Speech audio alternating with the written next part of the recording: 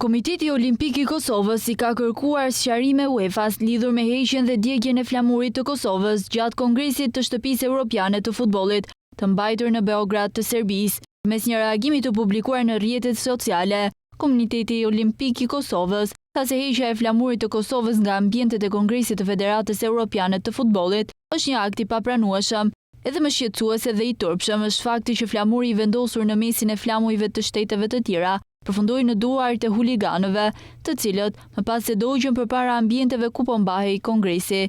Komiteti Olimpik i Kosovës i kërkoi UEFA-s që të ndërmarrë masa ndaj Serbisë, pasi tha se sipas videove të publikuara, edhe gjatë punimeve të kongresit u përfshi në aktet e heqjes së flamurit.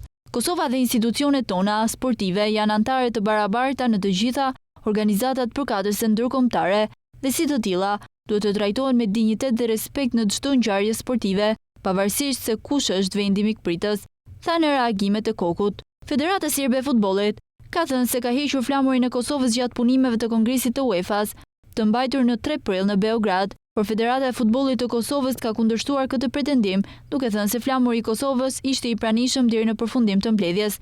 Një video e shefit të futbollit kosovar, Agim Ademi, duke u fotografuar pranë flamurit të Kosovës në ngjarjen e UEFA-s në Beograd, mori vëmendje të madhe në rrjetet sociale dhe në media të mërkurën vonë. Në ditën e Kongresit të UEFA-s, Federata Serbe tha se hoqi flamurin duke fajsuar UEFA-n për vendosjen e tij.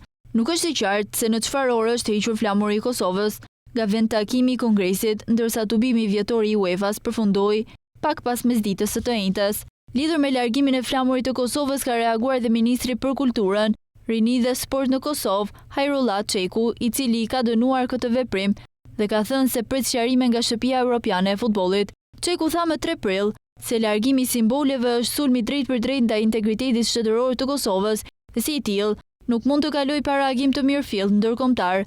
Kongresi 49 i rregullt i UEFA-s u mbajt në qendrën e kongreseve Sava në Beograd. Ky tubim vjetor mblodhi president dhe sekretar të përgjithshëm nga 55 federatat kombëtare anëtare të UEFA-s për të diskutuar çështjet kryesore që formsojnë futbollin evropian.